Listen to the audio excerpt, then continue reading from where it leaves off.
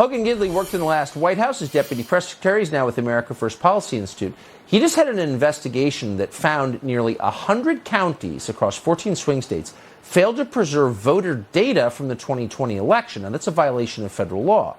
What's worse is that in the few counties studied that did manage to keep their election data, there were discrepancies between the number of people voting and the number of ballots cast. Ooh, that sounds like fraud. Don't say it! You're undermining our democracy by pointing out it's not real. In Miami-Dade County, for example, there was nearly a 2% discrepancy between the number of people who voted and the number of ballots cast. That translates into a difference of more than 15,000 votes in one county. To give you an idea of how bad Miami-Dade's record keeping is, one of our producers, who has not lived in Miami for 15 years, just received a voter card to vote in Miami-Dade County in the upcoming midterm elections. Hogan Gidley joins us now to explain what else he found. This is an amazing story that I guess we're not allowed to talk about. We're going to anyway. Hogan, thanks for coming on. What'd you find?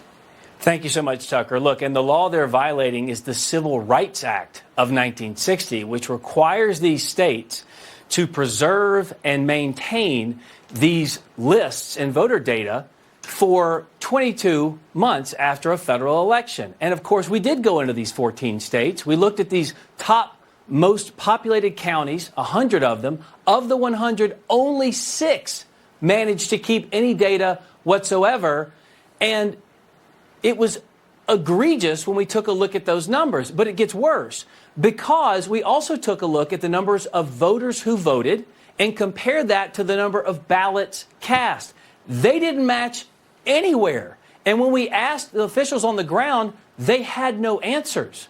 It was absolutely ridiculous. You mentioned the 16,000 in Miami-Dade. That's one county in Florida. Does that matter in a state that big? Well, I don't know. Ask Rick Scott. He won his last election by 10,000 votes.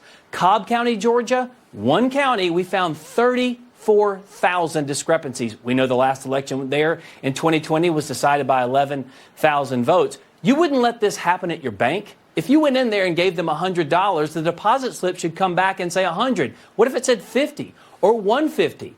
These numbers don't match anywhere. No one can tell us why. This whole thing is a scam. And these laws are being violated across the country. These election officials either stupid, lazy, ignorant, or malicious, and they're violating federal law. It's a serious problem out there, and we have to fix it now. We're working with secretaries of state on the ground to make sure we can get to the bottom of this and make sure they maintain and retain this data for this upcoming federal election. It'd be so much easier to check up on it. Here's the big problem. Even worse, the person and entity that has to actually enforce the 1960 Civil Rights Act is Merrick Garland and the DOJ. Do you think they're going to take their eye off of trying to call parents terrorists for looking into their education of their own children? No way. We're looking for a path forward. We have to make it easy to vote and hard to cheat. By retaining this data, we can take a look at things in real time and potentially prevent illegalities, irregularities, and fraud across this country from happening again. Yeah, I mean, I can't imagine an excuse for, 94 out of 100 counties throwing away their voter data when they're not allowed to. I don't think there's a good explanation for that. Hogan Gidley, I appreciate that explanation. Thank you. Thanks so much.